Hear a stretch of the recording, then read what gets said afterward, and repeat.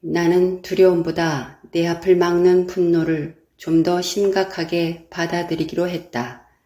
물론 분노 또한 두려움으로 인해 발생하는 것이지만 분노는 두려움보다 더 크게 내 인생에 안 좋은 드라마를 만들어내는데 더한 도움을 줄 수가 있다. 두려움은 내 안에서 조용히 품고 있을 수 있지만 분노는 밖으로 표출되는 것이니 더 강한 힘을 지니고 있다. 이 삶에서 경험해야 하는 일들을 위해 사람들 각자에게 주어진 테마가 있는데 나의 테마는 분노였다. 나는 평생을 내 안에서 일어나는 시끄러운 마음을 한껏 품은 분노를 잠재우기 위해 몸부림치며 살았다. 마음을 다스리는 몇 권의 책도 읽어보고 명상이라는 것도 해보기도 하지만 내 뜻대로 내 마음대로 할 수 없었다. 시간 속에서 이 삶에 주어진 나의 테마인 분노를 조금씩 내려놓는 듯도 싶지만 온전히 다 내려놓을 수가 없었다. 그렇다고 세상에 마음껏 분노를 표출할 수도 없었다. 분노를 표출하는 순간 나에게 더한 힘겨운 일들이 펼쳐진다는 것을 어렸을 때부터 경험을 하고 알고 있었을 것이다. 이렇게 내 삶의 숙제인 분노를 내 안에 감춰두고 살고 있지만 남편에게는 넘치게 보여줬는데 남편은 내 삶의 가장 강력한 분노 유발자였다. 내 숙제인 분노를 표출하도록 내 남편이 나를 아주 많이 도와주고는 했다. 정말 감사한 존재다. 그런데 시간이 지나면서 실질적으로 그 시간을 통해서 내가 나를 많이 바라볼 수 있었고 그 모든 것들이 다 허상임을 조금씩 깨달아가고 있었다. 정말 내 남편이 내 삶의 선생이었다. 이 사실은 이때의 시간들을 다 보내고 조금씩 알게 된 것이었고 이때 내 용서의 시간은 내 남편과 함께 우리 윗집에도 준비되어 있었다. 몇 년 전에 우리 윗집에 살고 있던 4명의 가족으로 인해 내 삶의 숙제의 시간을 맞이해 분노와 함께 지옥을 경험하고 있었다. 그때 우리 윗집에 그 윗집에 살고 있는 사람이 우리 집에 찾아와 너무 시끄러워서 살 수가 없다고 나에게 한탄할 정도였다. 그러면서 나에게 어떻게 참고 살고 있냐고 위로 아닌 위로를 해주었지만 그 사람에게서 내가 위층 사람들을 어떻게 해주길 바라는 마음이 보였었다.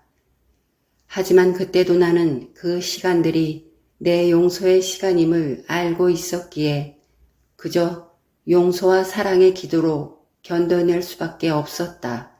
하지만 그렇게 끝났으면 좋겠지만 그 소리는 그곳에서 사는 내내 멈추지 않았고 또한 나 혼자였으면 그 소리에서 조금 더 자유로울 수 있었을 테지만 그때쯤 초롱이가 몸이 많이 약해 있던 상황이었고 그 시끄러운 소리를 한 번씩 겪을 때마다 초롱이 몸에 변화가 찾아왔기에 내 마음은 오락가락 갈피를 잡지 못하고 딜레마에 빠져 있었다.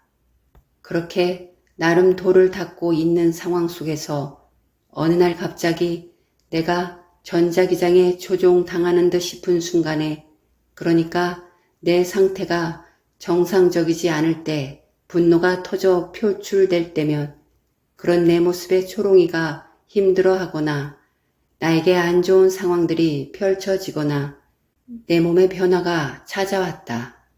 내 어깨 위로 열이 자주 발생하고는 했는데 화를 낸 순간 그 증세가 즉각적으로 내 몸과 머리에 자리를 잡는 것을 느꼈다. 그 순간 난 화를 멈추고 그런 내 마음과 내 몸을 유심히 살피게 되었다. 그리고 또한 그런 날은 어김없이 내 주변에 평화가 깨지고 있었고 나에게 들어오기로 약속된 돈들이 가진 핑계를 대고 미뤄지고 있었기에 나는 더 이상 모른 척하지 않기로 했다. 그 어떤 것보다 분노가 나를 막는 적이라는 것을 온전히 받아들이기로 했다. 물론 이 삶에서 분노를 온전하게 다 놓아버릴 수 없다는 것을 조금은 알고 있다. 아마 마지막 떠나는 날까지 거친 내 모습을 놓아버리지 못하고 지니고 있을 것이다. 그리고 예전에 욕을 가끔씩 하고 살았던 시간이 있었는데 남편이 나에게 나중에 욕쟁이 할머니가 될 거라는 말을 했었다. 사실 나는 욕을 좋아하지도 않고 조금 두려워하는 사람인데 30살이 넘어 세상 풍파에 시달리다 보니 욕을 조금씩 하게 되어 남편에게 그 모습을 가끔씩 보여주었다. 그러니까 내가 욕을 하는 모습을 내 지인들이나 다른 사람들은 별로 볼 수 없었을 것이다. 혼자 조용히 하거나 남편에게 했지만 욕쟁이 할머니라는 별명이 붙을 만큼은 하지 않았다. 그런데 요즘은 사랑인 척해야 해서 욕을 많이 줄이고 있다. 말릴 시간도 없이 나도 모르게 내 입 밖으로 뛰쳐나오는 것들은 어찌할 수 없고 정말 속이 뒤집어지는 상황에는 참지 못하고 하기도 하지만 그 뒤로 준비된 용서의 시간을 더하게 가져야 했다. 그 한 번의 욕으로 채워진 시간보다 더 많은 시간 동안 용서와 사랑으로 지워야 했다. 그리고 거친 마음을 보이고 자책하는 나에게 하나님이 말씀하셨다. 물론 나만 들을 수 있게 소리 없이 말씀하셨다. 여신이 욕을 하는 것은 아닌 듯하니 이제 그만하는 것이 어떻겠냐고 하셨다. 생각해보니 맞는 말인 것 같고 욕쟁이 여신은 못 본 것 같다. 또한 여신이 욕을 하는 일은 없을 것 같다.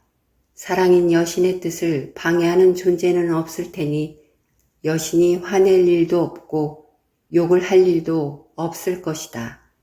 하지만 난 온전한 여신의 마음을 기억해내지도 못하고 온전한 여신의 모습 또한 갖추지 못하고 있는 존재다. 아직 많이 모자란 반푼이 여신이다. 그리고 하나님도 아실 거다. 내 테마가 분노인 것을. 물론 그 사실로 모든 것을 덮을 수도 없지만 무엇보다 나를 위해 나에게 주어진 숙제를 열심히 하기로 했다. 내 숙제는 이 삶에서 나에게 주어진 분노가 내 무기가 될 수 없음을 아는 것이다. 분노는 내 운을 막는 가장 강력한 적이라는 것을 매순간 기억하기로 했다. 그리고 값싼 분노의 대가로 들어오기로 한 돈들이 미뤄지고 나에게서 더한 힘겨운 상황들이 펼쳐지는 것을 경험을 하게 되면서 내 버르장머리를 조금씩 내려놓을 수 있었다. 지금 나와 함께하는 모든 사람들도 자신들이 분노를 표출했을 때 어떠한 일들이 펼쳐지는지를 관찰해 보기를 바란다. 분노하는 버르장머리가 조금씩 고쳐질 수 있을 것이다.